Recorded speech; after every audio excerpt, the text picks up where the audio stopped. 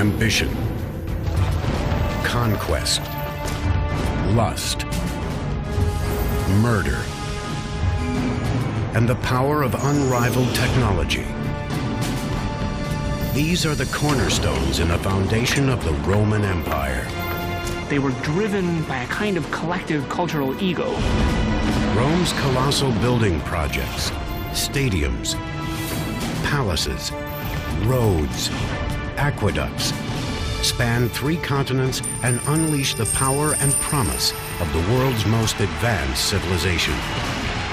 These structures became symbols of that idea of Rome. But while the Romans dominated the landscape with massive feats of construction, they were ultimately powerless to prevent their own self-destruction.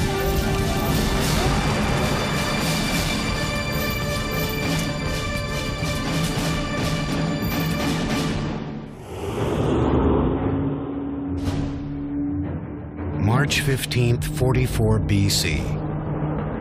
The most powerful man in the world lay lifeless on the floor of the Roman Senate.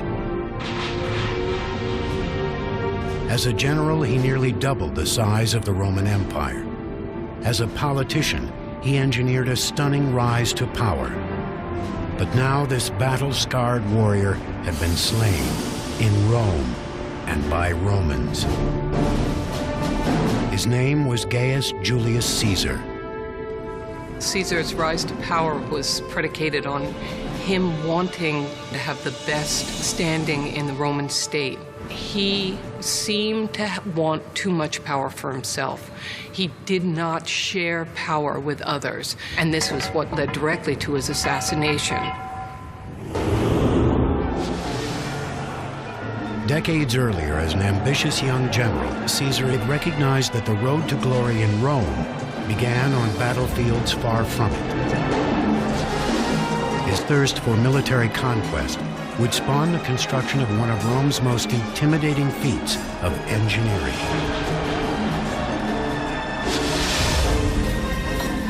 '55 BC. Julius Caesar is leading 8 Roman legions, a total of 40,000 men, north through Gaul, a Roman province encompassing modern France, Belgium, and Switzerland. He wants to go to Germania, to Germany, and cross the Rhine because no Roman commander has yet done so. He wants to be as great a conqueror as Alexander the Great and go beyond what is known. The Rhine River lies on the edge of what is known. For centuries, it has been a buffer protecting Germanic tribes from Roman expansion. No previous army could cross it with the might needed for conquest. But Caesar is unlike any previous warrior. He could have gone by boat, but what is that for Julius Caesar to go by boat, man? Rowboat? You know, you're gonna put 8 legions in a rowboat and row across? No, man, they gotta march across. They're gonna be on horseback. From the engineering point of view, the difficulties in constructing a bridge over such a river are enormous in relationship to the depth of the water and the forceful current. If you bear in mind that this had to be done in a short period of time due to military needs, the work is actually truly exceptional. The bridge would need to be 4 football fields long and sustain the weight of 40,000 soldiers. Despite the Rhine's width, depth, and strong currents, Julius Caesar is determined to succeed. To cross a river that size with a bridge is something which plays well with an audience back at home, but of course it's something that plays extremely well with the audience standing on the other side of the river, who are going to be awestruck when they see this happening. With the speed and efficiency of a well-oiled machine, Caesar's soldiers methodically transform local timber into an expanding bridge. With every hour, an engineering miracle inches closer to the Rhine's elusive northern bank. It's almost as if a spaceship were to come down nowadays, the size, let's say, of half of Manhattan, capable of with some magnetic device or the like, lifting buildings up into the air, that would be a pretty frightening thing, something that we couldn't really grasp at all. The foundation of the bridge was a series of wooden piles driven into the bedrock of the river. Each pile was 1.5 feet thick. Toward the middle of the bridge, they had to be up to 30 feet tall to reach from the surface to the bottom. By driving the piles in diagonally, Caesar's engineers added extra stability to the bridge. When they drove the pilings in at an angle and then connected them, in many ways they were doing what carpenters do when they build a sawhorse. With the legs angled, it utilizes forces to keep it from being pushed over and makes it a stable workspace. The sloping pile gives them a lot more strength against the force of the river and the flooding of the river and so on, but it's much more difficult to drive them into the riverbed than it is to drive a vertical pile. So they would have had to work very carefully with wooden frames to push them into the riverbed. On the upstream side, the piles leaned in the direction of the current. 40 feet downstream, the corresponding piles leaned against the current. Each set of piles was joined by a long connecting beam 2 feet thick. Lengths of timber were then laid across the beams, and the surface was finished with tightly wrapped bundles of sticks. The design of the bridge itself was innovative, but what made this engineering feat even more astounding is the speed with which it was built. Just 10 days after ordering its construction, Caesar marched across his bridge and toward his destiny. If we tried to do that today, we would never be able to build something like that in so few days with that kind of technology. We could match that feat today if we had thousands of loyal, sweating soldiers totally dedicated to Caesar and the objective of getting across that Rhine River to terrorize the Germans beyond. Caesar had estimated the size of the Germanic forces at 430,000, more than 10 times the size of his own army. But when the Germans saw the Roman legions rolling over the Rhine, they quickly fled to higher ground. For the next 18 days, Caesar freely explored the territory north of the Rhine, encountering no resistance. Then he crossed back over his bridge and dismantled it, having made an unmistakable point. It is symbolic of this. Rome can go anywhere. There's nothing going to hold Rome back. And to distill it even farther, Julius Caesar can go anywhere. Caesar's bridge was an early indication of his single-minded ambition. A decade later, that ambition would propel him to unprecedented power, but it would also prove to be his downfall. When he was declared Rome's first dictator for life at the age of 55 in 44 BC, whispers of assassination began to echo through the halls of the Roman Senate. He makes certain moves that suggest that he might want to have been worshipped as a god, that his ambition really goes so far beyond the limits of what the Romans themselves, and in particular Roman senators, felt to be acceptable, that he was assassinated. In life, Julius Caesar forever altered Rome's political landscape. In death, he would embody both the potential and the peril of absolute power.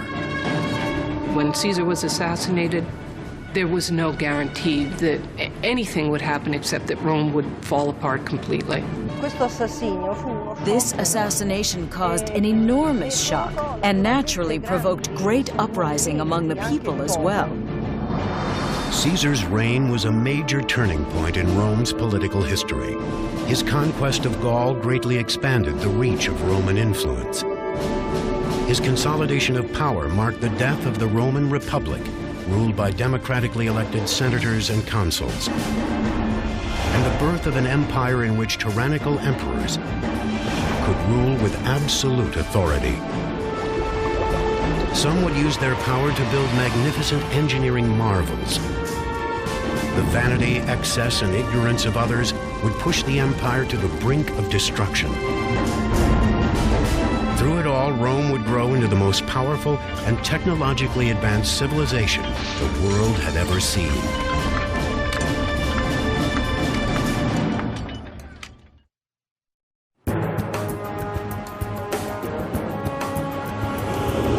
Today, Rome is a 21st century city where the ancient and modern collide.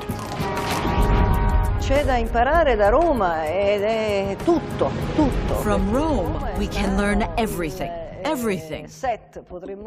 Because Rome was the set, let's call it, of the history of the world for at least 1,000 years. Rome is the center of an immense empire, which began in Britannia and stretched to Armenia, and then to Africa and to Germany.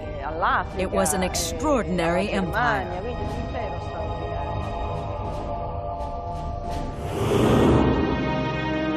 Roman legend says the city was founded in 753 BC by Romulus and Remus, two brothers who were abandoned as infants and raised by a she-wolf. The two brothers set out to build their own city on the banks of the Tiber River, but a disagreement over who would rule it ended in murder. Remus was killed at the hands of Romulus, for whom the city of Rome is named. It would not be the last time bloodshed produced a new Roman ruler. Civil war actually is one of the very defining features of the growth of the Roman state. The story, the tradition of Romulus and Remus is one that reverberates and echoes throughout Roman history. Initially, Rome was one of countless small kingdoms jockeying for power in central Italy. But unlike many of its neighbors, who were suspicious of outsiders, Rome was a safe haven for ambitious outcasts. Romulus, he said, given the fact that we don't have any population, I'll create an asylum. I will create a sort of a free zone for anybody. Runaway slaves, brigands, pirates, whoever. Come and be part of this great idea, which is Rome. That's a very unique attitude. And said from the very beginning, it seemed that the Romans were very open. This openness encouraged a free exchange of ideas. Among them were engineering theories imported from other cultures. By borrowing the technology of neighbors like the Etruscans, Rome expanded into a regional power. The Romans had an extraordinary ability to take from the technological past and adapt it to their own purposes, and to refine it and to improve upon it. They were able to take from these Etruscans the technology of road building, of moving water systems through tunnels, of building large, extraordinary walls, and produce something which was based on Etruscan technology. The city's first major engineering achievement was the Cloaca Maxima, an extensive sewer system which still functions today 2,500 years after it was constructed. The Cloaca Maxima flushed runoff from Rome's city streets into the Tiber River. Engineers also used the sewer's underground pipeline to drain the marshland between Rome's hilltop villages. There they built the Forum, ancient Rome's downtown district. The construction of the Cloaca Maxima is the key event in transforming Rome from a series of tribes living on disparate hills around a swampy marsh into kind of centralized, unified culture. The new Roman Forum that resulted from the draining with the Cloaca Maxima really allowed that culture to consolidate in one central place. While Rome's culture was consolidating, the influence the city had over its neighbors began to grow. By the 4th century BC, Rome controlled most of central Italy, and its engineers were called on to develop a transportation infrastructure that would connect the expanding empire. In antiquity, there were basically two modes of transportation.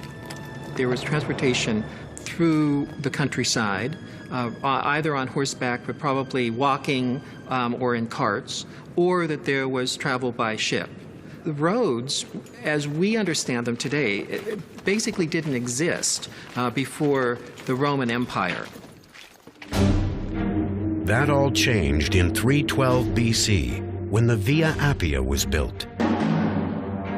Rome's first national highway stretched 132 miles from the capital to its southern province of Campania. To plot the straightest and fastest route down the coast, Roman engineers used a specialized surveying instrument. The Romans relied on the tool called a groma, which was a vertical pole that stood in the ground with a cross on the top, and you could sight along this cross to line up 2 points in a straight line. The big difference with Roman roads and modern roads is that the Romans couldn't survey a corner, so they were all dead straight, and then they would turn a sharp angle and then go dead straight in another direction. The challenge, of course, with building a dead straight road in any direction is that you come to hills and valleys and you have to cross them. So if they had to, then they would cut through the mountains in order to take the road straight through. Once the ideal path was cleared, a broad trench was dug and filled in with sand and boulders to form a solid foundation. Next went a layer of gravel compacted with clay or mortar. The top surface was a layer of thick paving stones angled to allow the water to drain off to the side. For the first time, a stable paving was made. It was a paving that could stand the test of time. It would be able to withstand the frequent travel of wagons, as well as, subsequently, that of all the armies. The roads were incredibly intimidating. You could look at a road and say, I wonder how long it takes to get a couple of legions, 10,000 guys down this road, you know, right into my backyard. I think I'll think twice about starting any nonsense with Rome. By the time of Julius Caesar's assassination in 44 BC, Rome controlled most of Western Europe and North Africa.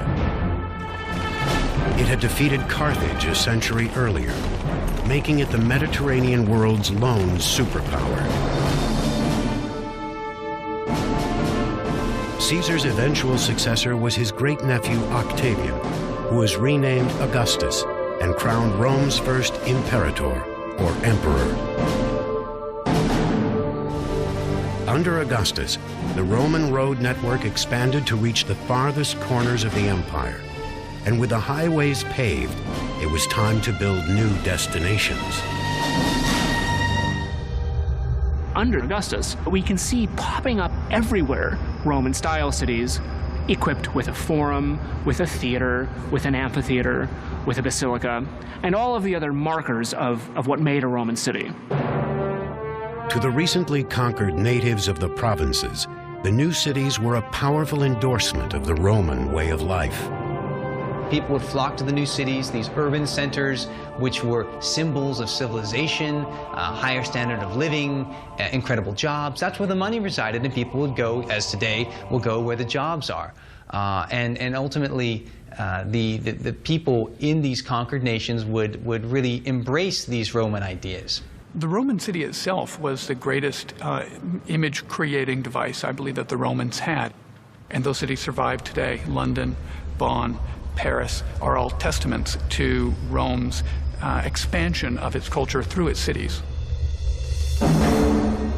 Rome's engineers had a secret weapon that enabled them to build bigger, stronger, and faster than anyone else. Waterproof concrete, mixed with a volcanic sand called pozzolana. Early concretes were just a simple lime-mortar mix, which, although they would set, weren't very strong, and indeed the particles in the early concrete could easily break apart. But in Roman concrete, the pozzolan sand reacted with the lime, and it makes a concrete quite like a modern concrete, much, much stronger. A mortar of the hydraulic type, instead of the air-entrained mortar, which was formerly used, introduced a material which possessed enormous resistance. It could set in water as well. It was durable and proved itself the fundamental element in the development of Roman architecture. During the age of Augustus, this concrete solidified Rome's chokehold on Western Europe, allowing Roman builders to dominate the landscape with massive man-made monoliths. One in particular would revolutionize daily life in Rome for centuries to come.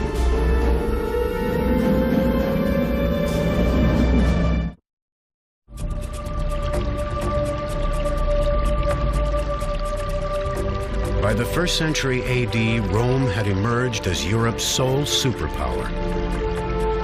And as the Romans expanded their empire outward, they also looked inward and used their superior engineering skills to improve the quality of life within the walls of the capital city. Of all the achievements of Rome's engineers, none were as life-altering as running water. Rome's system of water distribution was a quantum leap to anything which had come before it. In the capital city, 11 aqueduct lines guided a steady stream of fresh water to its citizens, carrying a combined 200 million gallons a day into the city from mountain springs miles away. What the aqueducts did was really revolutionize the daily life of Roman citizens. Not just the gardens and the villas of the wealthy or the palaces of the emperors, but the average Roman. So much water was available in the city of Rome, and this sustained an enormous population. The aqueducts fostered the growth of a new urban culture. With a constant stream of water, up to 1 million people were able to live cleanly and comfortably in the capital city. And it's the water from the aqueducts which can flush out the human filth and keep your city clean. This is another reason why the Romans think that they're superior. It's because they're cleaner than everybody else. No single emperor can claim credit for the success of the aqueducts. They were built over the course of several centuries. But it was the disfigured, stuttering Emperor Claudius who arguably had the greatest impact on Rome's water supply. Before he assumed power, Claudius had been a royal laughingstock who was considered an invalid and even hidden from the public eye. Well, he had an awkward gait. He constantly moved his head, and his laughter was excessive. And he was not very graceful. Above all, he also had problems with his salivation and such, possibly making him look quite unpleasant. In spite of his shortcomings, Claudius was cunning enough to seize power when an unlikely opportunity presented itself. In 41 AD, most of the royal family was murdered to avenge the bloody reign of Claudius's nephew, Caligula. But Claudius was spared after he was found cowering behind a curtain. With his life hanging in the balance, he managed to bribe Rome's Praetorian guards into proclaiming him emperor. His timely bribe would change the course of Roman history. Once he became emperor, he seems to have ruled in many ways, at least by our standards, well. He clearly was not a stupid man. During the reign of Claudius, the empire took several surprising steps forward. On the frontier, his legions conquered Britannia, something even Julius Caesar failed to do. And back home, he built 2 major aqueducts, the Aqua Claudia and the Anio Novus, which dramatically increased the amount of water flowing into Rome. Aqueducts are not that complicated in theory. That is that water seeks its lowest level, and therefore that you can run water down a slope from any area to another area. So that's a pretty simple premise that everybody would have known. But that the practice of creating an aqueduct is another thing. The Romans engineered their aqueducts to approach the city on a gradual declining angle, or gradient. That gradient was just several inches every 100 feet. The slope of the aqueduct had to be calculated from great distances, 20, 30, sometimes even 40 miles, from the source in the mountains to the cities themselves. That had to be consistent. They couldn't deviate from it, regardless of what the terrain was. To maintain the water's precise descent through high mountains, Roman engineers dug perfectly angled tunnels through them. When the pipelines reached low valleys, they were elevated on stone walls. If the walls needed to be higher than 6.5 feet off the ground, the Romans saved building materials while still adding strength by perfecting an ancient engineering concept, the arch. The arch revolutionized architecture in the ancient world by permitting far greater spans than had been allowable before. They basically changed the spatial conception totally of Roman architecture. Arches were built around a temporary wooden framework that held each stone in place until the keystone was laid in the center. The keystone evenly distributed weight down each side of the arch, allowing builders to stack additional stones above it. Arches are improvement upon building just a straight wall in a variety of means, both in terms of their efficiency and in terms of their strength. The arch, of course, takes much less material to build. Arches are very strong at supporting things like roofs and aqueducts and whatever you want to put on top of them. A 6-mile column of arches carried the Aqua Claudia across the valleys on its way to Rome. The aqueducts would have had a covered roof, but of course if you could take the roof off, you could see the water like an open river coming down towards the city. After reaching the city, each aqueduct emptied into 3 holding tanks. One for the public drinking fountains, a second for the public baths, and a third reserved for the emperor and other wealthy Romans who paid for their own running water, a concept that was well ahead of its time. Basically, every home by the 1st or 2nd century AD of any means had running water. This is astounding, because the entire span of the Middle Ages, they didn't have this. With the construction of the Aqua Claudia and the Anio Novus, Emperor Claudius had revitalized Rome's system of water distribution. His public record was one of success, but the choices he made in his private life would ultimately lead to his downfall. The tradition about Claudius is that he was uxorious, that he loved his women and his wives in particular too much, and was subservient to them. He sent shockwaves through the empire when he married his own niece, Agrippina, the conniving sister of Caligula. Agrippina came from a line of ambitious, popular, and powerful women. She was kind of in some ways the Cleopatra of her age. She was headstrong, she was proud, and she was ambitious. She was terribly ambitious. After having been surrounded by emperors her whole life, Agrippina was hungry for her own taste of power. She used all of her physical and political charm to attain it. And once the aging Claudius was under her spell, she used her only son as a means to perpetuate it. Agrippina's main intent in seducing Claudius and becoming the empress was to ensure that her son would accede to the throne. In 50 AD, Agrippina convinced Claudius to name her son from a previous marriage as his heir, instead of his own biological son. 4 years later, Emperor Claudius was dead, poisoned by a mushroom and his wife's ambition. Overnight, Agrippina had gone from being the wife of one emperor to the mother of another. His name was Nero, a 16-year-old tyrant in training who had engineered disaster.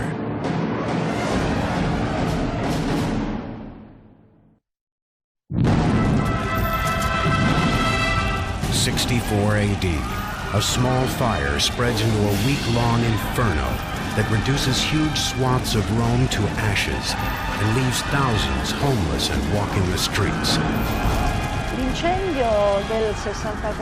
The fire of '64, the fire of Rome, was something. It was an enormous tragedy. The fire burned almost 3/4 of the city. And since the entire city was comprised mostly of houses, particularly those of the poor, and was built with a lot of wood, everything went up in smoke. Number 1 on the list of arson suspects is the emperor himself. Nero was supposedly seen playing his lyre at the top of a nearby tower as the fire raged. He's said to have looked at the fire as though it were a spectacle, and to have gone to the Tower of Maecenas and recited the fall of Troy. The tradition is that Nero was fiddling while Rome burned. His actions after the blaze were just as incriminating. Nero confiscated 1/3 of the charred city as his own personal property and set out to build the empire's most extravagant monument to self-indulgence, a palace complex covering some 200 acres of downtown Rome. The rumor starts to spread that he had set the fire intentionally so as to clear a portion of the city where he could build this palace. Nero blamed the fire on a new religious cult called the Christians and had hundreds of them strung up and burned to death in the streets of Rome.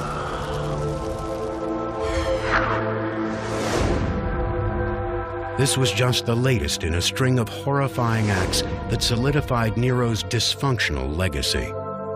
He served up the head of one of his ex-wives to his new wife as a present on her request, and then later kicked her to death when she was pregnant in a fit of rage.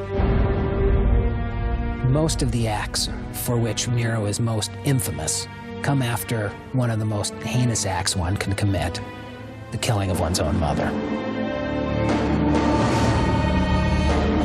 Agrippina, who had orchestrated Nero's rise to power by killing her husband Claudius, was antiquity's most overbearing mother.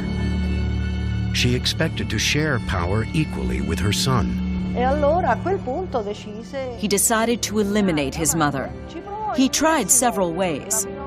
The first time, he tried to poison her 3 times, but she had taken some potent antidotes and was able to survive. Shortly thereafter, he was watching a Naumachia, which is a naval show where sea battles were reenacted and ships were sunk. It was there that he became inspired. He had the idea of using one of those ships to facilitate his plan. So he rigged a ship which picked up Agrippina and escorted her to the bay. Then, at precisely the right time, the ship sank. But even this wasn't enough to silence this lady, this virago, if you will, because Agrippina managed to swim to safety. Eventually, Nero was forced to send some of his hired assassins to kill her. It was at that point that he got rid of her once and for all. As they closed in, Agrippina symbolically ordered the guards to stab her in the womb. She said, "Strike here first." This bore Nero. Very dramatic. Nero was haunted by visions of his mother's ghost for the rest of his life. Visions which pushed him further into madness. Nero, as time goes on, becomes more and more lonely, and at the same time, perhaps also therefore more and more paranoid and more cruel. It was in the midst of his deepening delusions that Nero began building the empire's most lavish pleasure palace on public land and with public money. You'd have to imagine the whole of Central Park is transformed into Bill Gates' personal estate and pleasure palace. And this is in the heart of the city where the rich and the affluent and the people who have a part of the city itself once had their homes. It was shocking. Nero bled the provinces dry to get money for that. And also in Rome, he demanded money from the rich. They had to bequeath him their money, and then they would be offed. It must have been a very scary time to be alive.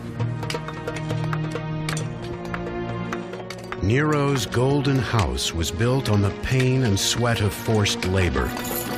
In ancient Rome, slavery was a common and acceptable practice.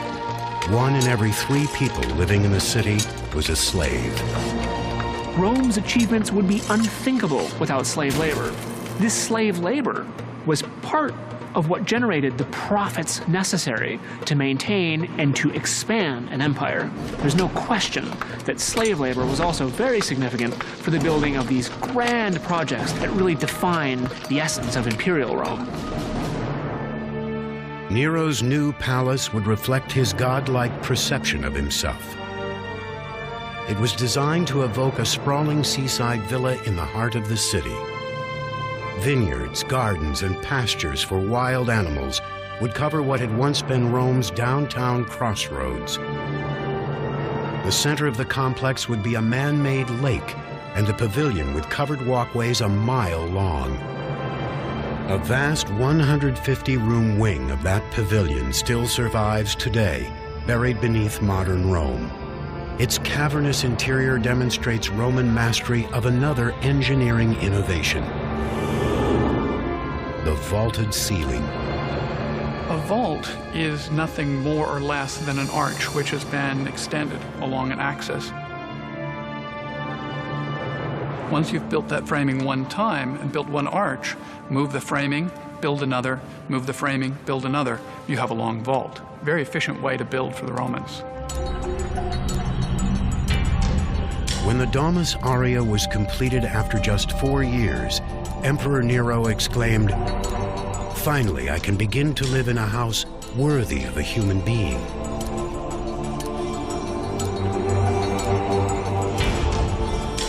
The surviving remnant is a dank shell of the decadent palace he inhabited. These brick and concrete chambers were once trimmed in gold and covered with colorful frescoes and priceless gems. There were semi-precious and precious stones embedded in the ceiling, so that there's lapis lazuli and rock crystal and rose crystal that were just put up to catch the light. And in building the Domus Aurea, Nero is showing that he is not, like good emperors, generous with his personal resources, and I think this is one of the things that leads to his downfall. His behavior was so far off the scale in terms of what senators and the people in Rome expected out of their emperor that I think he ultimately paid the price. In 68 AD, just months after he moved into the Domus Aurea, Nero was overthrown by a tidal wave of opposition. He was declared a public enemy by the Senate and hunted like a fugitive by his own guards. As they closed in on him, Nero slit his throat with the help of a loyal slave. His last words were, "What an artist dies in me." Nero died like the grandiloquent actor he always wanted to be, a kind of tragic actor upon a tragic stage. So his final words really do complete a picture of somebody who saw themselves not as an emperor, but as a star. After Nero's death, the Romans sought to bury any memory of him and his oppressive reign. By 104 AD, his golden house was filled in and covered with dirt and rubble. It would form the foundation of a bath complex built above it by the Emperor Trajan. For the next 1,300 years, it lay buried and forgotten beneath a changing city. Then in the 1500s, a sinkhole led explorers back into the belly of the ancient beast. Inside, Renaissance artists drew inspiration from its bizarre frescoes. The very word grotesque that we use today is actually an artistic term to describe these strange creatures that they saw down there that were part human, part beast, part architecture, part decoration. The Domus Aurea is an enduring testament to Nero's chilling reign, one marred by madness, mass murder, and extreme self-indulgence. When that reign ended, the Roman Empire faced an uncertain future. Every emperor from Julius Caesar through Nero had been a descendant of a single bloodline.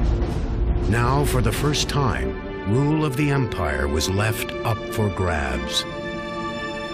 No one was sure really what was going to happen next, except that it was going to be bloody and it wasn't going to be very good until it was over.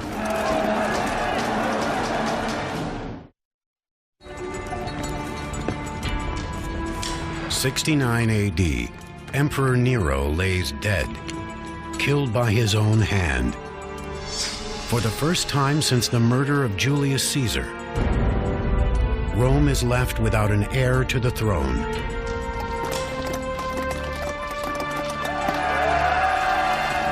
A power struggle erupts between the empire's top generals, who turn their armies on each other in a bloody bid for power. The ultimate victor is Vespasian, a simple, straight-talking general who had commanded Rome's legions in the volatile Jewish outpost of Judea. He is not of royal blood, and he is nothing like his tyrannical predecessor. Vespasian was the anti-Nero. He was as different from Nero as one could possibly get. He had come up through the ranks, and he was a practical, kind of hard-bitten man who was averse to pretension and proud of it. Vespasian's the kind of guy that would much rather watch a football game than an opera. Unlike Nero, who exploited the skills of his engineers for his own colossal vanity projects, Vespasian would put Rome's greatest architectural minds to work for the people. He would start by draining the massive lake that Nero had built on his palace grounds. On that site would rise Rome's most famous engineering marvel, a place where all the chaos that had consumed the city could be channeled. It would be called the Flavian Amphitheater, though we know it as the Colosseum. So the statement that Vespasian made was, I am taking a space which is only for the private use of a bad emperor, and now I'm transforming that area into a public space which will be then used for the enjoyment of all the people of Rome. So that was a very bold piece of propaganda.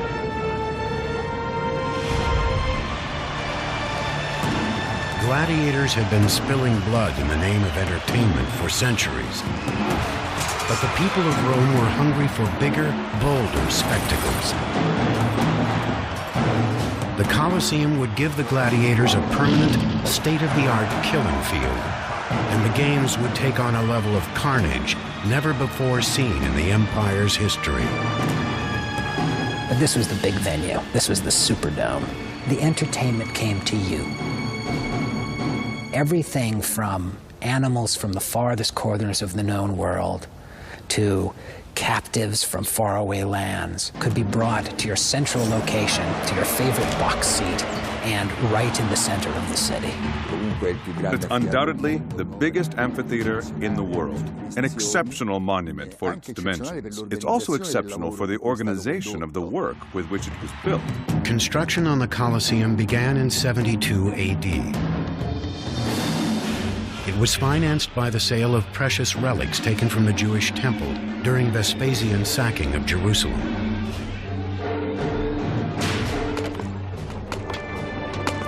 "12,000 Jewish captives were brought back from that campaign to build the amphitheater.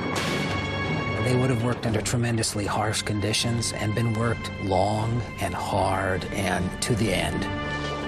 They poured more than 6,000 tons of concrete and hauled huge travertine building blocks to the site from a quarry 20 miles away.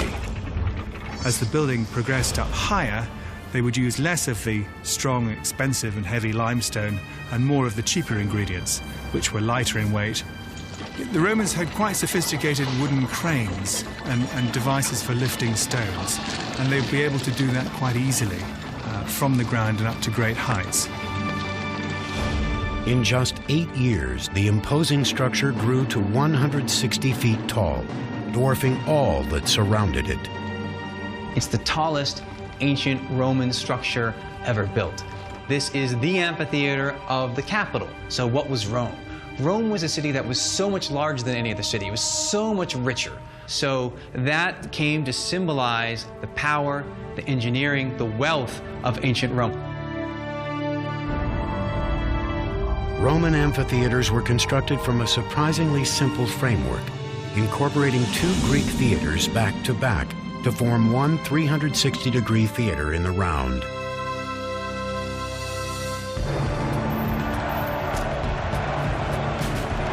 The Colosseum set a new standard for Roman amphitheater design. It contained an intricate network of corridors and staircases that could shuffle 70,000 Romans in and out in record time. As with stadiums today, everyone who entered the Colosseum had a ticket corresponding to the number above one of the entry gates. The complex was designed not only to control the crowds, but to keep them comfortable. It had 110 drinking fountains and 2 restrooms, large enough to accommodate a packed house. The Colosseum even had a retractable roof. On hot days, an awning called a velarium was unfurled above the upper deck to shade spectators from the sun. It was operated by sailors from the Roman Navy, who were stationed around the top of the Colosseum's arcade. They could move it according to the sun and according to the wind, and subsequently, Colosseum was amazingly air-conditioned, shaded, and they would stand on top of the arcade and work these poles, the holes of which we can see on the external side, that would hold this immense canvas that would cover the place. By 80 AD, the Colosseum was complete. But Vespasian didn't live to see the grand opening of his greatest monument. He had died of natural causes the previous year, so his son and successor, Titus, led the inaugural celebration. For 100 straight days, Romans flocked to the Colosseum to soak in every kind of carnage imaginable. 5,000 animals were slaughtered in a single day. Thousands of gladiators and prisoners left as corpses. Outside the arena, bloodshed on this scale was known only in war. But inside, it was pure entertainment. They go for the entire day. And in the morning, they watch men kill or be killed by animals. And around noontime, they're watching the execution of prisoners.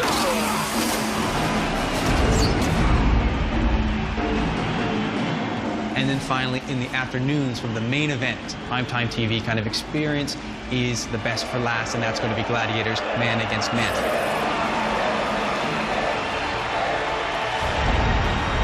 Gladiatorial fights were a big draw at the Colosseum, but they weren't always the main event. One of the most exhilarating and most exciting shows of the Colosseum was the Naumachia, the naval battle. It was a naval battle done with real men aboard real ships, of course fitted accordingly. It would have been entirely possible to have diverted water from one of the aqueducts and brought it to the Colosseum in order to flood the floor to a shallow depth. We do have evidence due to recent studies of the Colosseum that show there are plenty of channels, water channels, for flooding the substructures of the Colosseum. So yes, it was possible, and yes, it happened. Cristiano Ranieri is the first modern archaeologist to explore the labyrinth of water channels beneath the Colosseum. He believes he has found conclusive evidence of a plumbing system that was used to flood the arena for naval battles. We have found underneath the arena floor some tunnels that are very ancient, even more ancient than the Colosseum, that date from the time of Nero, therefore contemporary to the Domus Aurea.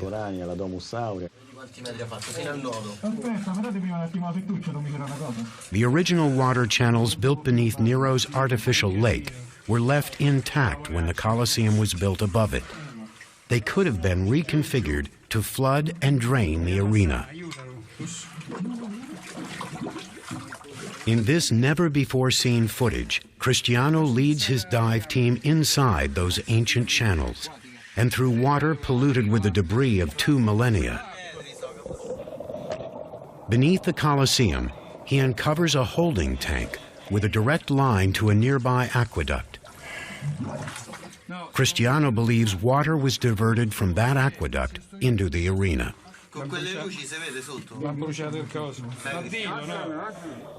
He also finds evidence of drain pipes that connected to the city sewer system, which could have been used to drain the floodwaters from the arena into the Tiber River. There was a proper plumbing system. At one point, the tunnels were used to flood the arena floor to create Navy battle scenes. The Colosseum's naval battles were an astounding engineering triumph, but they proved to be a fleeting trend in the world's most famous arena. Within a decade, flooding operations were abandoned in favor of a renovation that would revolutionize the games. A new 2-story substructure beneath the arena called the Hypogeum. Within it were a system of elevators and trapdoors that enabled tigers and armed gladiators to suddenly pop up through the floor and slaughter their unsuspecting victims. Although the real spectacle happened up here in the arena, the backbone, the nerve center, the real support system of the arena was down below in the Hypogeum. And there were lion runs, cages for wild animals being taunted, gladiators sharpening their swords preparing for death, condemned criminals in cages.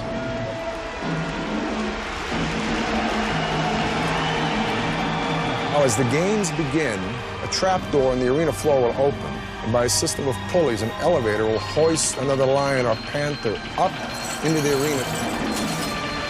When the trapdoor opens, we're bathed in light. We hear the yells of the throng enjoying the games, and then the trapdoor will close again, leaving us contemplating our own demise amongst the screams and lamentations and stench of blood, beasts, and men. Violent, bloody, exploitative, thrilling. The games in the Colosseum were the ultimate Roman spectacle. And all those who entered were awed by the engineering prowess of the world's most advanced civilization. After a decade of strength and stability under Vespasian, that civilization was reaching the height of its power. And its next generation of rulers would use that power to build ever bigger, ever bolder man-made miracles.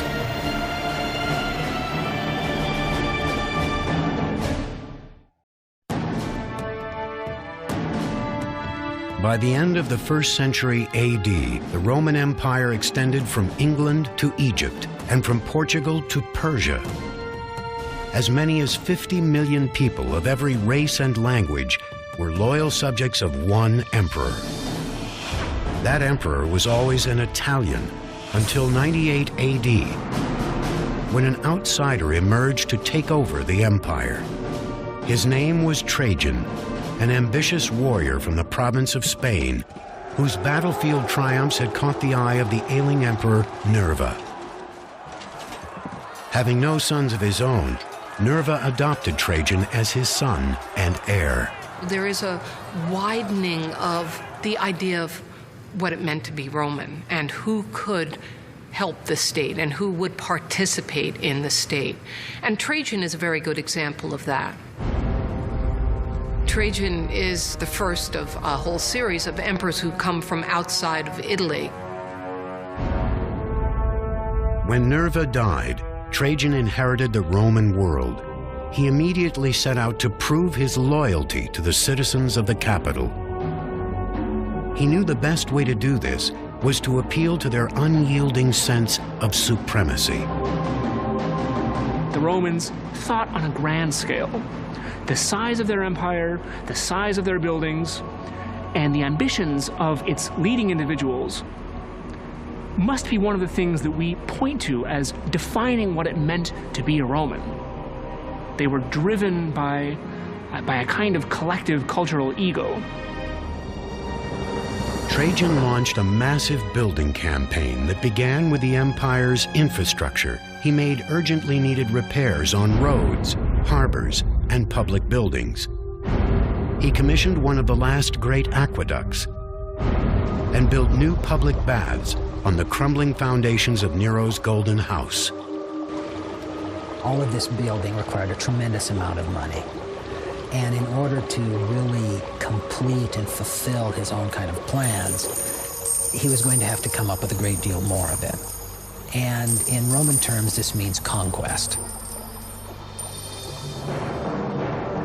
In his third year as emperor, Trajan launched a military offensive to raise revenue for the construction of more magnificent monuments.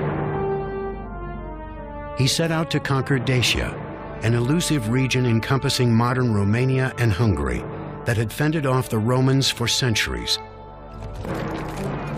After years of bitter combat, the Dacians surrendered in 107 AD. The conquering emperor plundered hundreds of tons of gold and silver from his new province.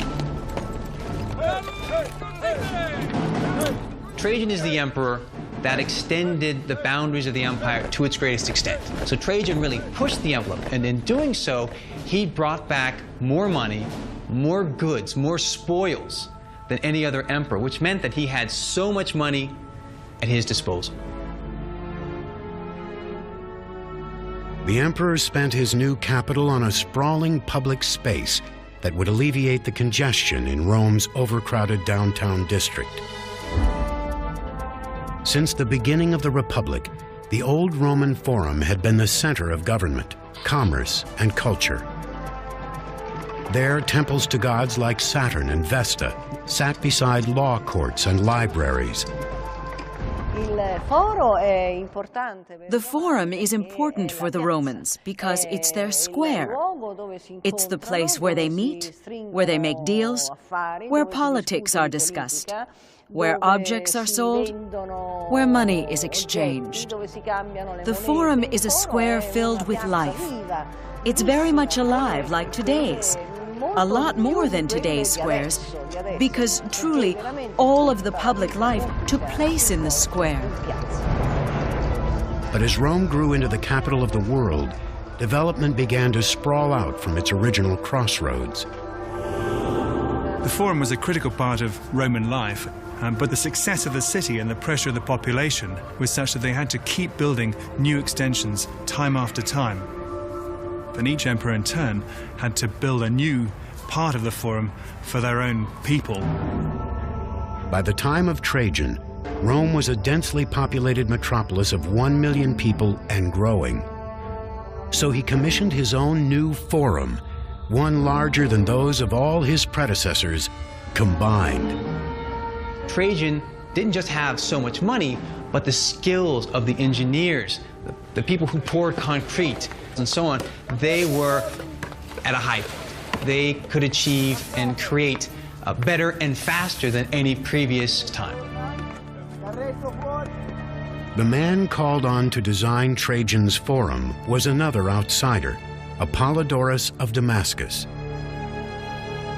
Apollodorus was a Greek architect who had designed military bridges for Trajan during his battles with Dacia. During that war, he had proven to be an architectural mastermind. Now Apollodorus was faced with a new challenge: a lack of real estate to house Trajan's grand vision. And of course, as in modern day buildings, location is absolutely critical. So if an emperor wanted to build a structure in a particular location and they had to level the site, then they would just have to do that. To create a flat plain large enough to develop in downtown Rome, Apollodorus ordered his builders to carve out a huge chunk of the Quirinal Hill adjacent to the old Forum. We're living in a time thousands of years before dynamite. The Romans had to achieve these great feats of terraforming and clearing the landscape through sheer manpower, the force of tens of thousands of slaves working around the clock with shovels and pickaxes. Imagine an army of ants carrying away a loaf of bread. They're not going to do it all in once. They're going to break it apart into small pieces and take it apart one at a time. An army of Roman slaves methodically leveled the stone hillside, chipping away 125 feet of elevation and generating over 600,000 square feet of prime real estate in the heart of Rome. There, a city of marble began to rise from the soil as a Spanish emperor and a Greek architect remade the capital. The finished product was unveiled in 112 AD. Trajan's Forum was a magnificent marble network of Greek and Latin libraries, colossal statues, an enormous central piazza, and a two-story basilica where laws were made and cases tried. To go to the Forum of Trajan would have been a massive experience for any Roman. You would have entered the Basilica, the largest ever built in Rome, of that type. The Basilica was revetted with marble, flooded with light. After that, you would have arrived in the square. You would have looked around and seen the monumental equestrian statue of Trajan. It really must have been an awesome sight. The Forum's centerpiece was a 125-foot marble column that towered above the new construction. That column still survives today. Around its facade, a spiraling relief is carved that tells the story of Trajan's invasion of Dacia. Trajan appears over and over and over and over again, always involved in every aspect of the campaign, from its initial planning all the way through final conquest. And in this way, the column serves as a kind of propaganda film. The column's exact height holds a more subtle significance. The height of Trajan's column itself, 100 feet, with the addition of the base and the statue on top of that, marked the height of the side of the Quirinal Hill, which was removed to create the Forum at that spot.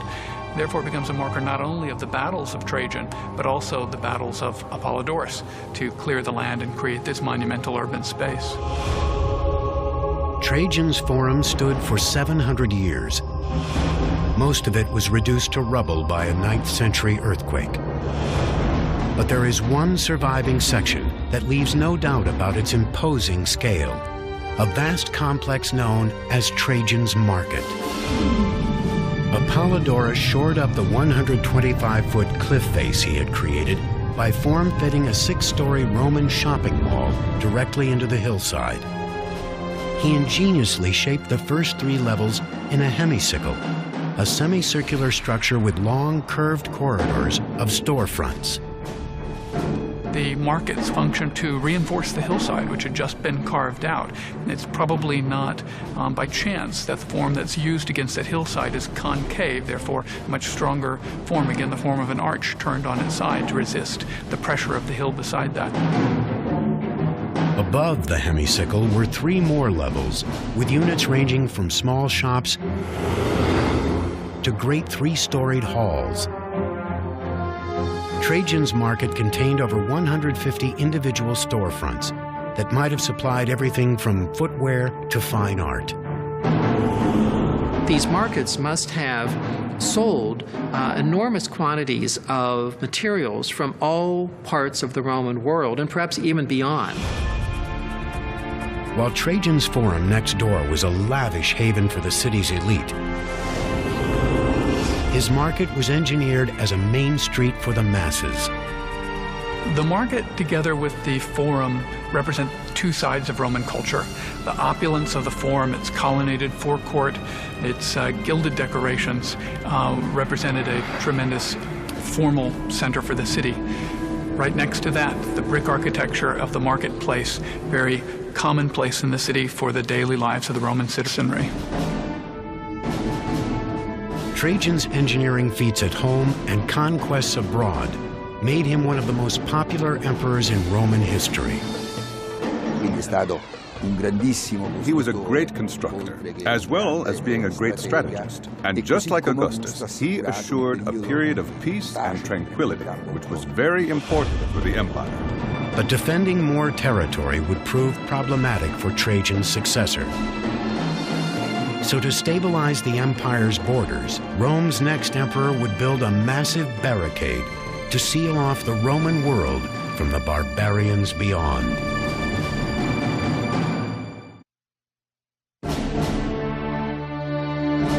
By the time he died in 117 AD, Emperor Trajan had propelled the Roman Empire to the height of its size and wealth. But the drawbacks of such a widespread dominion would soon become evident. Trajan had no biological sons, so upon his death, control of the empire passed to his adoptive son, Hadrian. Hadrian, like Trajan, was a military man and an accomplished one. Hadrian saw that the empire would be unable to maintain its expanded borders. The longer the borders are extended, of course, the more money it takes to be able to maintain border defenses. So he wasn't looking for more things to conquer, but how to hold on to what they already had. Concrete evidence of Hadrian's defensive policy shift can be found today in a remote section of northern England, 1,500 miles from Rome. When Hadrian came to power in 117, the northern half of Britannia remained an untamed frontier, where Roman soldiers confronted the dual threats of freezing winters and barbarian incursion.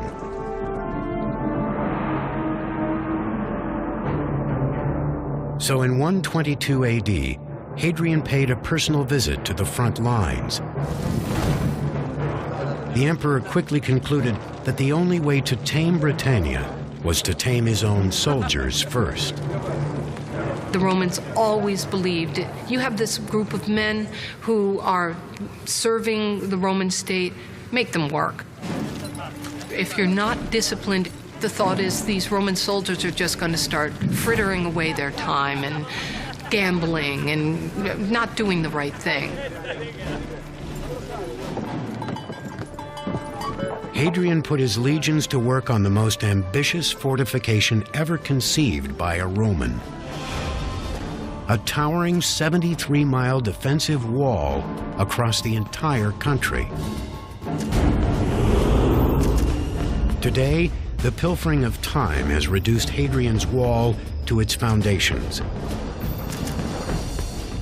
But it once towered 15 feet high, with parapets rising an additional 6 feet above that. A 9-foot ditch was dug at its base, forcing potential invaders to make a 30-foot climb before coming face to face with the Roman legions on the other side.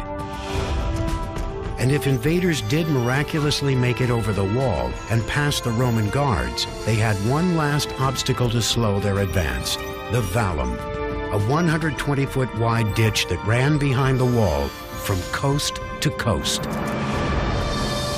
Hadrian's wall was as much a psychological barrier as a physical one. Its monstrous, unending facade served as an unnerving reminder of Rome's indisputable dominance. In some ways, you might be able to compare Hadrian's Wall to the Berlin Wall. And that is a wall that's intended both to keep people out and to keep people in, and to prevent a kind of mixing that goes uncontrolled. Hadrian's Great Divide would be the Roman world's largest stone fortification. one made all the more challenging and effective by northern Britannia's jagged terrain. The difficulties were enormous because the ground is extremely uneven. There are cliffs, valleys, rock walls, so even this was a work of great engineering, of great benefit, and of great practicality because this way they were able to reduce the number of garrisons defending the border. 3 legions, totaling between 15 and 25,000 men, were needed to undertake the back-breaking task of moving heavy stone blocks to the construction site. But the wall was only one component of Hadrian's grand design. Every Roman mile, the legions built a guard post into the wall called a mile castle, which housed up to 60 troops at a time.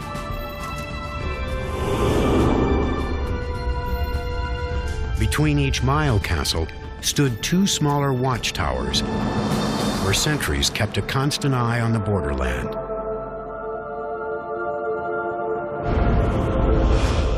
And along the length of the wall, 17 enormous superforts were built that could house 1,000 Roman soldiers. What this in effect did was kind of create a military zone that allowed the Romans to maintain enough military strength right along the wall to go out in force, patrol along the front, conduct maintenance, and still maintain the kind of military presence that was effective as well as impressive.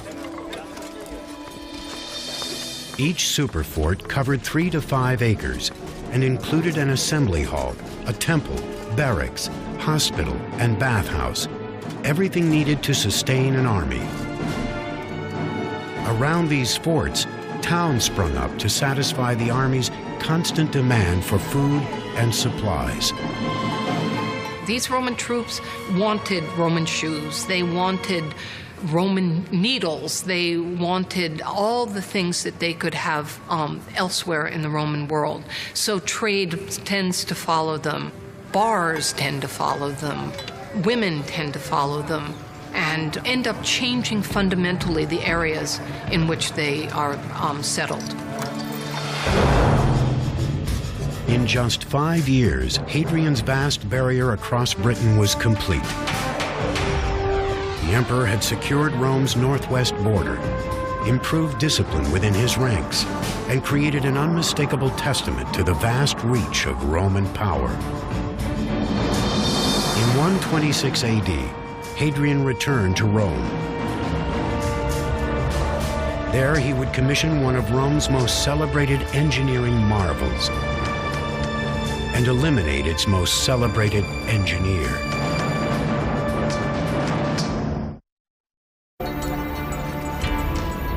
In 126 AD, Emperor Hadrian returned to Rome after a 5-year military inspection tour on the Roman frontier. While he was away, his builders had been working feverishly to carry out his architectural vision in the capital city. Hadrian certainly wanted to leave an imprint on Rome. He wanted to revive Augustan building and show that he could do better. 150 years earlier, Emperor Augustus had famously transformed Rome from a city of brick into a city of marble. Hadrian wanted his own building legacy to be equally memorable, and the crown jewel in that legacy would have a direct link to the reign of his legendary predecessor. Soon after he became emperor, he set his sights on rebuilding a burned-out temple complex dating from the time of Augustus. In the rubble of the old ruin, he commissioned his most famous structure, the Pantheon, a majestic temple to the Roman gods. The Pantheon is arguably the most amazing structure ever built by the Romans. Why? The Rotunda. The Rotunda, a huge interior space capped by a magnificent dome ceiling, was the heart of the Pantheon's design. At its center, the concrete dome rises nearly 150 feet. It spans exactly the same length across without any support from columns or buttresses. 150 feet is a great distance to span. And the guts that they had to attempt something so wide, to span something so wide, this is one of the grand achievements. The Pantheon's dome would remain the largest unsupported concrete span in the world for 18 centuries. Before Hadrian's engineers could start pouring the dome's concrete ceiling, they needed to figure out how to direct its weight away from its center. Otherwise, when they removed the wooden framework holding the ceiling in place, 3,000 tons of concrete would collapse under its own weight. Today, when we build in concrete, we introduce a steel tension rod, which picks up half of the stresses in the concrete. The Romans couldn't do this. Therefore, the dome of the Pantheon was constantly pushing outward towards its base. The Pantheon's engineers developed several radical solutions to make sure its ceiling and the emperor's reputation wouldn't come crashing down. First, they built a solid base of walls 20 feet thick to act as a foundation for the ceiling. They used the vertical walls on either side to help support the weight of the dome from pushing outwards. They used the walls to buttress the dome itself. Next, as the ceiling rose toward its apex, they mixed in lighter materials with the cement and poured a progressively thinner layer of it. Roman concrete, like concrete today, used aggregate, usually stones, to bond the concrete together. In the Pantheon's dome, Romans used a common technique at that time of actually inserting hollow amphora or jugs inside of the concrete to displace some of the concrete and lighten the load. To make the ceiling even lighter, the builders molded recessed panels called coffers into the ceiling, which served two ingenious purposes. These coffers are meant, obviously, for an aesthetic purpose. That is, that they allow the surface of the domed area to be decorated. But at the same time, they reduce the amount of concrete which is necessary for the dome itself.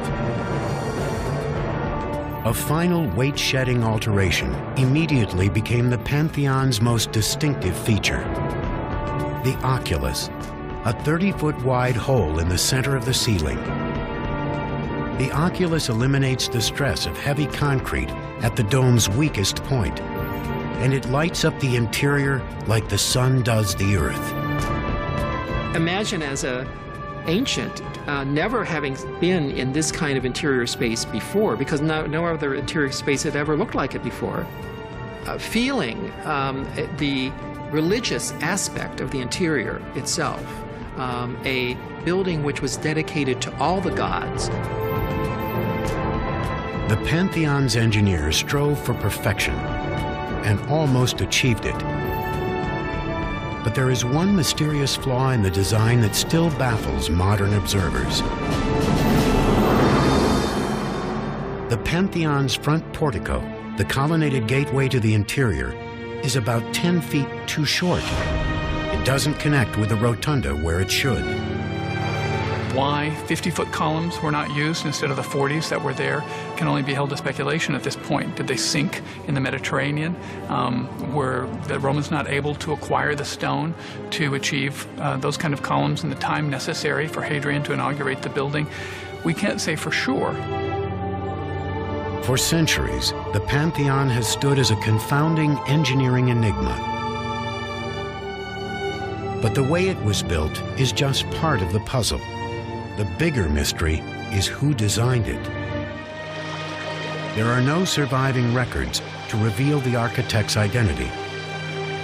But modern speculation centers on Emperor Hadrian himself. He was a very versatile individual and painted and wrote poetry and loved architecture.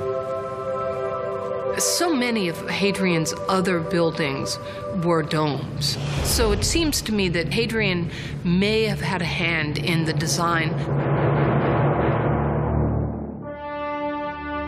Another potential candidate is Apollodorus of Damascus, the genius behind the forum built by Hadrian's predecessor, Trajan. Apollodorus was skeptical of Hadrian's architectural skills and bold enough to declare it publicly. Apollodorus at one point sneers at Hadrian and says, "Go off and design your pumpkin domes." Well, the project was given to Apollodorus, but he didn't want to implement some of the changes suggested by Hadrian. And so probably for this reason, Hadrian had him killed. You know, forced him to kill himself. In 138 AD, 8 years after ordering the death of Rome's greatest architect, Hadrian himself died of natural causes at the age of 62. His 2 decades in power had been one of the most prolific periods of construction in Roman history. By the time of his death, harbors, temples, bridges, and basilicas in every corner of the empire bore his name. It would be nearly a century before another emperor would commission one of Rome's last great engineering achievements and send the empire spiraling towards self-destruction.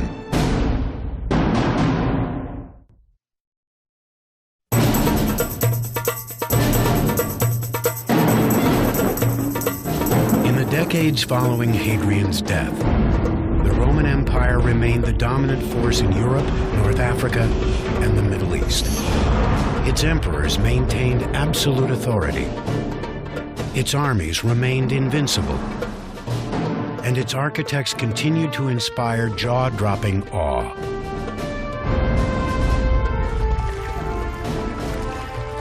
Their crowning achievement, a behemoth complex of Roman baths, was commissioned in 212 AD by a corrupt powermonger named Caracalla. He rose to power the old-fashioned way, through murder. Caracalla's late father, Emperor Septimius Severus, had wanted his 2 sons to rule the Roman Empire together. But Caracalla and his brother Geta hated each other. After their father's death, it was only a matter of time before one eliminated the other. Caracalla struck first. Caracalla had him killed right in front of his mother, which seems to me a horrible, horrible thing. Geta's name was erased from memory, not only from inscriptions, but Geta's image was chiseled out. They erase the name, but they leave the erasure.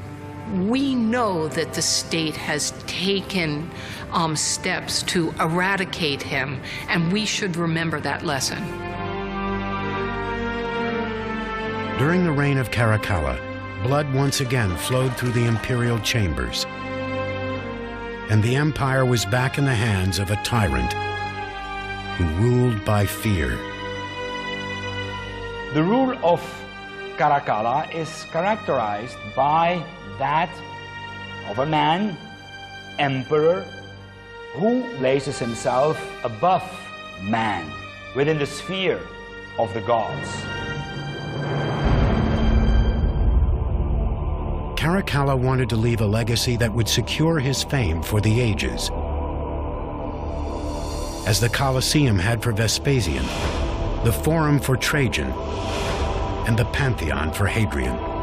He had to prove himself as worthy of the imperial power. He had to show that he was even better than his father. The new emperor would attempt to cleanse his past sins by building a bath complex. For centuries, baths had been an integral part of daily life in Rome. They centered around an arrangement of hot and cold pools. But the baths were more than just a place to bathe. They were country clubs open to people of every class.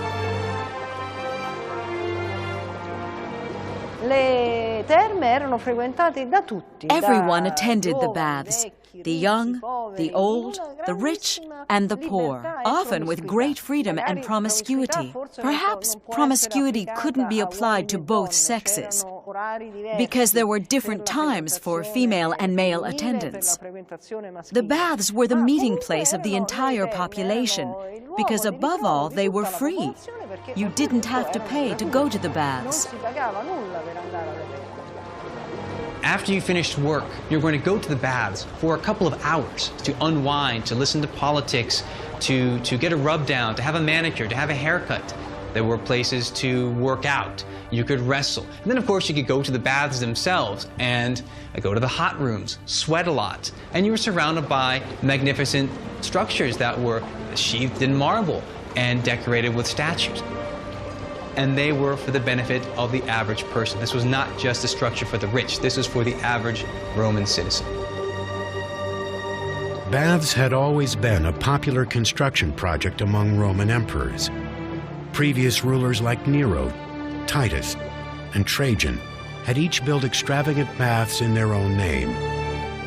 And Caracalla was determined to trump them all with the most massive bath complex ever built. The imposing shell that remains today is a testament to his success.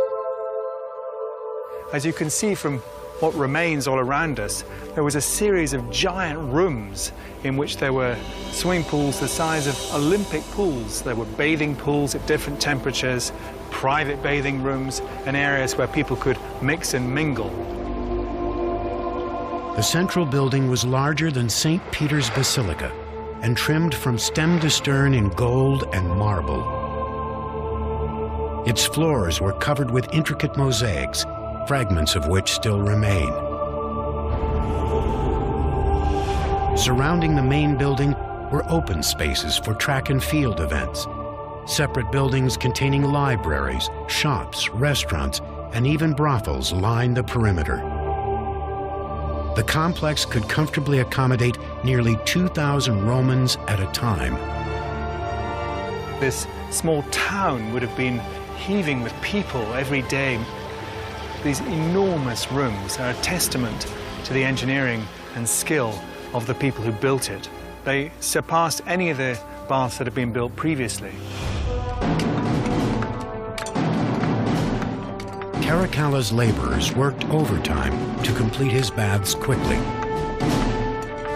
To build such a magnificent bathing facility in 5 years, there would have been between 5,000 and 10,000 people working daily for 5 years straight. The buildings seen above ground were just half of the story. Beneath the complex, a water channel tunneled from a nearby aqueduct diverted 5 million gallons of fresh water into the baths every day. The baths were a miracle of hydraulic engineering, with the frigidarium, tepidarium, and calidarium, that with their different grades in temperature of the water, as well as the environment, allowed the creation of a climate of well-being for the patrons. Water for the hot pools was diverted to furnaces, where it was heated over wood fires. As many as 50 such furnaces were built directly beneath the floor. This floor literally divided the world of the wealthy and successful Roman citizen from the underworld of slaves and laborers who were toiling away in furnace-like conditions, stoking fires and choked with smoke and fumes and so on. Up here in these beautifully decorated chambers with marbles and mosaics and decorated tiled ceilings, it must have seemed like paradise. The baths of Caracalla opened in 216 AD. They were one of the last great feats of Roman engineering, combining all the skills the Romans had perfected over the centuries. In a bath complex like that of Caracalla, a lot of great achievements of Roman engineering come together. The production of bricks, masonry, the import of marble. You have the long tradition that the Romans have in building water systems, aqueducts, but also drainage and sewer systems. You have also their long experience in the use of concrete, which allows them to create big spaces that they can cover with vast spanning domes and vaults.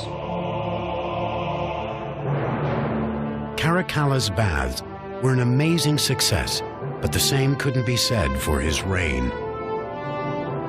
While his pet project strained the Roman economy, Caracalla hemorrhaged more cash on costly invasions of Parthia and Armenia, eastern regions not controlled by a Roman emperor since Trajan a century earlier. Like Trajan, Caracalla had hoped to cement his legacy through conquest. Instead, he sealed his own fate. In 217 AD, after a 6-year reign of cruelty and intimidation, Caracalla was stabbed to death by his own guards during an eastern military campaign. That same year, a devastating fire gutted the Colosseum and the soul of the capital. The amphitheater would be rebuilt 20 years later, but the empire itself would never recover. The glory days of Augustus, Vespasian, and Trajan were long gone, and they would never return. Over the next 3 centuries, the empire that had once burned so brightly slowly burned out. The theories as to why fill volumes. Some people say it is the metallurgy that poisoned them. Some people say it is the decadence and the inbreeding in the upper class. Some people say it is the lack of a trained army and subsequently no defense. I think the Roman Empire was simply too large to be governed effectively, to be administered, and to create any kind of real sense of community. In the 5th and 6th centuries, Germanic warrior tribes repeatedly sacked Rome, demanding land and money. In 537, an invading tribe went right for the jugular, destroying the city's most vital life-sustaining arteries, its aqueducts. Without the running water its citizens had come to rely on, the once great capital crumbled. People without water couldn't live in the city center. The gardens and farmlands could not be watered. The population of 1.2 million people quickly dwindled to 12,000. That's a 99% decrease. 1,500 years after the fall of Rome, its engineering legacy still inspires and confounds modern builders. So many of the things that the Romans were able to do in their time, we were not able to do again until we developed new technologies. We wouldn't be able to accomplish a dome like the Pantheon without the use of a computer, certainly. We wouldn't be able to move a hillside without mechanized equipment. Given their tools, we would never be able to accomplish those same things. Maybe the most important lesson the Romans taught us is one that Julius Caesar, Nero, and Caracalla never understood. That the same blind ambition that drives our progress can also bring about our demise. These people lived out their ambitions and their kind of appetites in such a way that we both admire them and kind of abhor them at the same time. The ancient Romans were often violent, vindictive, greedy, and egocentric.